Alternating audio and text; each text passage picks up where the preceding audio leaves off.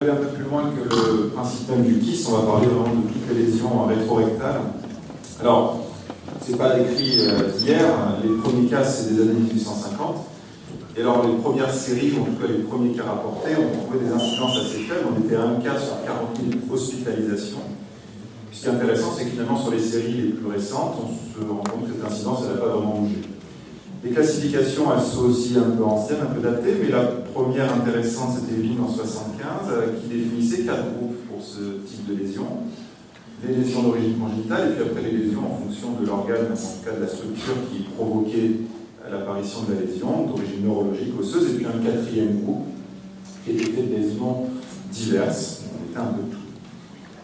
Alors, sur ce tableau-là, on a une petite idée, et encore, il n'est pas exhaustif, de la quantité possible, histologiquement parlant, de ces lésions.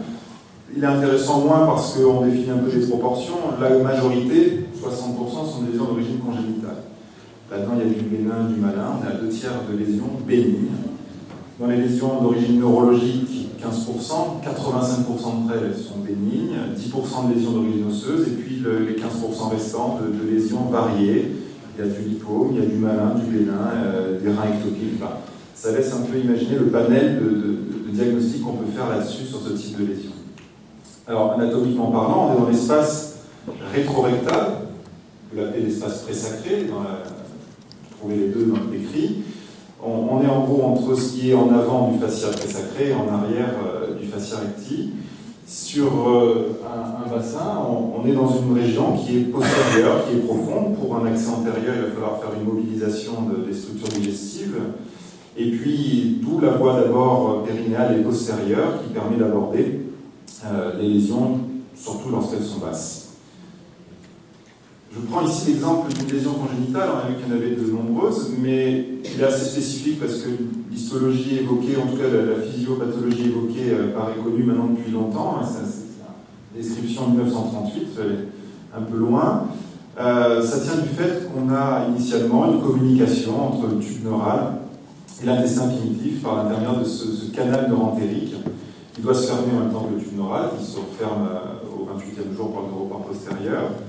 Et puis il reste après un intestin post-cloacal ou post-anal, on est plus bas que l'intestin primitif postérieur, et c'est cette persistance, au-delà de la 7e semaine, là où il devrait évoluer et disparaître, qui donne le futur kyste amartome kystique, le tail gut cyst. En termes de clinique, il n'y a pas grand-chose à dire, en tout cas de spécifique. On a quand même une prédominance féminine, ça c'est intéressant, et puis il y a aussi l'association syndromique avec la triade de Curarino qui définit l'association de la tumeur rétrorectale, d'une malformation anorectale, ça peut être varié, il y a des imperforations et des simples sténoses, et un défect osseux sacro-coccygien. Alors le mode d'entrée en diagnostic, ça peut être justement le défect osseux, la sténose ou la malformation ou la tumeur, en fonction des grades de chacun. Et puis pour ce qui est du reste des signes cliniques, mis à part qu'on a une prédominance féminine, il n'y a aucun symptôme qui ressort, il n'y a aucun symptôme spécifique, et puis sur une présentation, on va surtout avoir finalement des découvertes qui souvent sont fortuites, alors dû à des troubles fonctionnels intestinaux qu'on explore, mais qui ne sont même pas forcément liés d'ailleurs à la lésion qu'on va trouver dans l'espace rétrorectal. Et il y a quand même une notion intéressante, c'est la présence d'affections périnéales récidivantes qui va se présenter sous des formes un peu atypiques, des choses qui ne collent pas avec un tableau habituel de fistule anale ou de kyste pilonidal. Et on entre dans l'investigation supplémentaire pour trouver ces lésions. Et puis comme c'est une lésion qui est dans l'espace pelvien, qui est quand même inextensible, et à des moments de la vie, surtout qu'on a vu que ça touchait plus particulièrement les femmes, notamment au moment de l'accouchement, du suivi d'une grossesse, on se rend compte qu'il y a cette lésion pelvienne. Il n'y a pas non plus de signes cliniques qui vont nous orienter vers une origine néoplasique ou une lésion bénigne. Les symptômes sont les mêmes, ça va être très difficile. En tout cas, il n'y a rien qui ressort ici sur le travail que j'ai trouvé ici. L'âge, néanmoins, mais bon, ça ne paraît pas encore trop illogique de dire qu'effectivement, plus les patients sont âgés, plus les lésions risquent d'être malignes.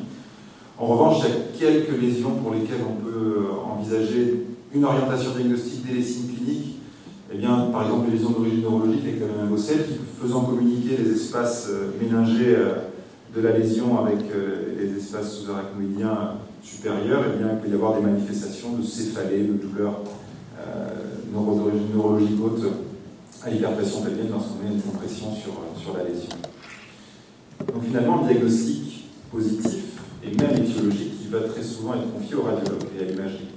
Ça a aussi l'énorme avantage de nous définir un petit peu la stratégie thérapeutique et puis la préopératoire surtout qu'on va utiliser. Alors je passe rapidement sur le scanner parce que même s'il est quasiment tout le temps fait, il n'est pas forcément fait pour la lésion, c'est souvent l'inverse. On fait un scanner, on découvre cette lésion, c'est pas du dépistage mais c'est souvent de la découverte fortuite. Il ne faudra pas chercher sur un scanner des trop bonnes corrélations entre ce qu'on voit sur les images tomographiques et ce qu'on pourra présager être en histologie. En tout cas, ça fait nettement moins bien que l'IRM, donc on réservera le scanner aux patients qui seront contre-indiqués pour l'IRM s'il n'a pas déjà été fait pour d'autres raisons. Ce qu'on peut en dire par contre, et c'est valable pour l'IRM aussi, c'est qu'il y a une importance dans le compte-rendu de description de l'imagerie du scanner en termes de localisation, et la localisation de la masse de la lésion par rapport au sacrum, avec ce niveau clé qui est le niveau S3. Et puis après, pour le reste, c'est de la description classique de l'imagerie. Est-ce qu'il y a une évolution, est-ce qu'il y a un envahissement osseux, des structures pelviennes, viscérales, et puis la présence de ganglions. Alors, l'IRM, on va être bien parce qu'on est anatomique. Ça va permettre de dire où est la lésion, on dépend de quoi, ce qu'elle envahit. Et puis avec les phénomènes de contraste, on va être vraiment dans le diagnostic quasiment histologique. Je reprends l'exemple de mon amartome kystique avec ici une séquence en hypo-T1. On voit que le signal ici est hypo-intense. Ça va être un inverse hyper intense en T2, c'est donc l'équilien. Et puis pour différencier des séquences qui pourraient être un peu similaires, on fait des suppressions de graisse et on se rend compte qu'il n'y a pas de chute de signal ou pas de modification du signal, ici avec une injection de gadolinium, donc ça un peu plus contrasté quand même.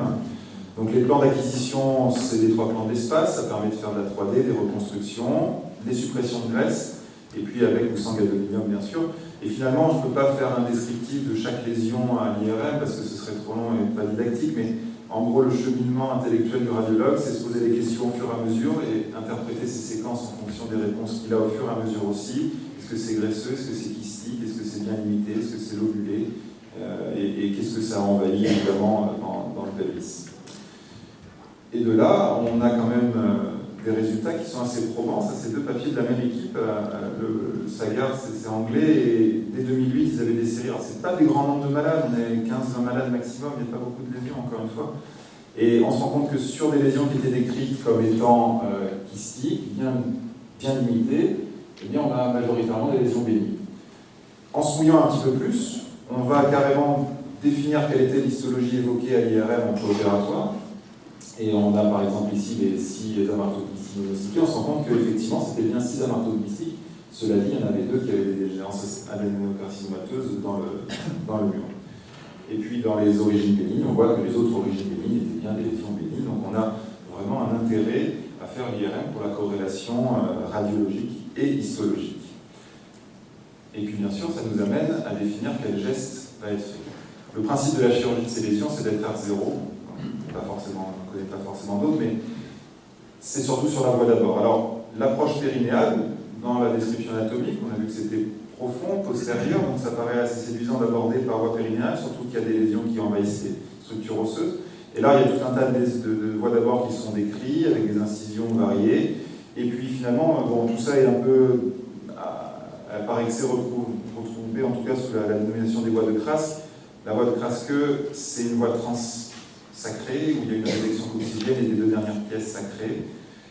Et ça, c'est la voie périnéale seule, ou en tout cas associée. Et donc, lorsqu'on l'associe, cette voie périnéale, c'est une approche abdominale. Et là, il y a des études qui ont montré la faisabilité de l'abord laparoscopique. Alors, on a des patients qui sont quand même bien sélectionnés. Si on a un travail avec 10 patients, on a quand même des lésions qui ne sont pas forcément plus grosses qu'on pourrait s'attendre dans la majorité des tailles qu'on peut rencontrer, maximum 15 cm, c'est des lésions qui sont bénignes. Et puis effectivement, sur le terme de complications qu'on attend de la chirurgie, ben là on a 2 infections de parois mineures, bon, ça paraît tout à fait acceptable, mais attention parce qu'encore une fois, on a bien sélectionné les malades, ces lésions qui sont basses, les lésions qui sont malignes ou les lésions volumineuses, on sait qu'il y a un risque de ne pas respecter les marges, de ne pas être R0 avec les conséquences qu'on peut attendre après. Et puis sur ce travail-là où on s'attache justement à définir le niveau des lésions, et c'est un travail français de Montpellier, l'équipe de M. Favre et M. Noca, où on a ici 9 malades où est rapporté le niveau de la lésion, et on se rend compte qu'on est quasiment tout le temps, en tout cas part deux exceptions, au-dessus du niveau S3. Là, encore une fois, c'est des lésions qui sont bénignes, un taux de complication relativement acceptable, tant que ça tombe pas sur le malade. Donc le niveau S3, il est intéressant, parce que c'est un petit peu la charnière qui va définir l'approche, en tout cas la programmation du geste, pour savoir s'il y a un abord périnéal, abdominal ou combiné. Et bien là, il y a, donc sur ce travail-là, un arbre décisionnel qui a été un peu échafaudé en fonction de ça. Pour les lésions qui sont au-dessus de S3, on va se poser la première question, est-ce qu'il y a un envahissement local autour de la lésion? Qu'est-ce qui est envahi après? S'il n'y a pas d'envahissement, effectivement, au-dessus de S3, on peut envisager qu'on va faire une approche abdominale seule. Pour les lésions envahissant des structures adjacentes, est-ce que c'est des structures osseuses sont comprises dedans? Est-ce que c'est des structures uniquement, entre guillemets, des tissus mous pelviens? Et dans ces cas-là, on va approcher de manière abdominale, sauf si on a des envahissements osseux. Dans ce cadre-là, on va plutôt s'approcher aussi d'une voie périnéale associée. On fait la même démarche pour les lésions inférieures à S3. Envahissement local, non. Alors là, c'est la voie périnéale qui est faisable, de manière générale. On se pose la question de la taille de la lésion, et on sait que plus la taille augmente, et le code ici choisi était à 10 cm. Et en fonction de ça, on définit s'il y a des risques, ou en tout cas, la possibilité d'avoir une résection osseuse associée. Et puis pour ce qui est des lésions inférieures à S3 qui ont un envahissement, on se pose la question à l'envers, est-ce que c'est un envahissement autre que de l'os? Si c'est que de l'os, on peut tenter la voie périnéale seule. S'il y a autre chose, eh bien, on va s'approcher de voir d'abord combiner avec une voie abdominale, un peu de préparation. Je n'ai pas parlé de la biopsie en termes de diagnostic préopératoire, pas de l'IRM. Bon, j'en parle maintenant, mais pour dire tout simplement qu'on ne la fait pas, parce qu'elle n'est pas recommandée. Pour plusieurs raisons. Un, parce qu'on a déjà vu que l'IRM était bien pour faire un diagnostic, envisager un diagnostic étiologique. Deuxièmement, c'est montrer que ça a augmenté les risques de récidive, notamment en cas de lésion maligne, ce qui est embêtant. Et puis, une biopsie dans cette région-là peut se compliquer d'infection, et majoritairement, pas forcément gravissime, mais qui peuvent devenir mortelles lorsqu'on biopsie une lésion de type méningocèle qui peut provoquer des méningites qui peuvent être extrêmement difficiles à traiter et potentiellement létales. Donc on va la réserver aux patients qu'on n'opérera pas. Les lésions très avancées localement ou les patients inopérables. Et lorsque le cas existe, eh bien, la voie d'abord peut être percutanée ou écho-endoscopique. On préférera a priori la voie sous contrôle scanographique percutanée par voie transglutéale ou périnéale. Mais bon, encore, ça reste un nombre limité de cas, puisque la chirurgie est quand même recommandée de principe. Après la chirurgie, dont on a vu les voies d'abord, quelles sont les suites sur lesquelles on peut attendre? En termes de complications immédiates, et post-opératoires précoces, les cas décrits de complications, on a des rares cas d'infection pariétale ou d'hématome. Vu la région, ça ne paraît pas non plus exceptionnel.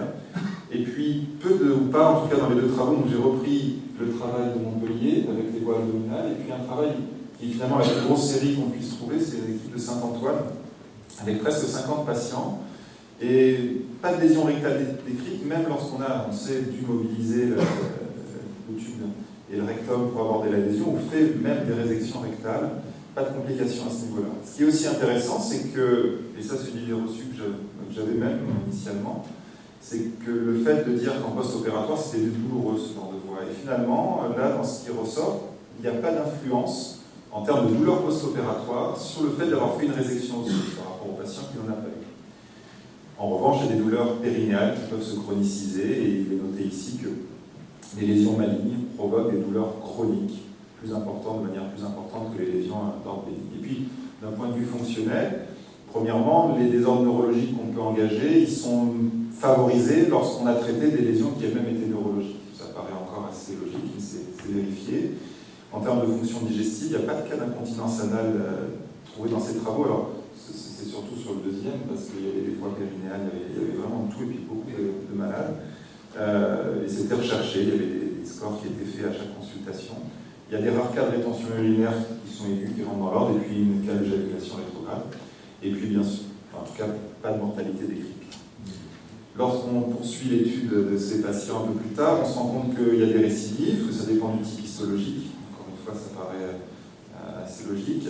Et qu'il y a quand même des facteurs de risque. On a dit la biopsie, ça on l'a enlevé parce qu'on a dit qu'on ne la faisait plus. Et puis la résection partielle ou la rupture capsulaire de la lésion de membre d'exérèse, qui sont des facteurs de risque de récidive.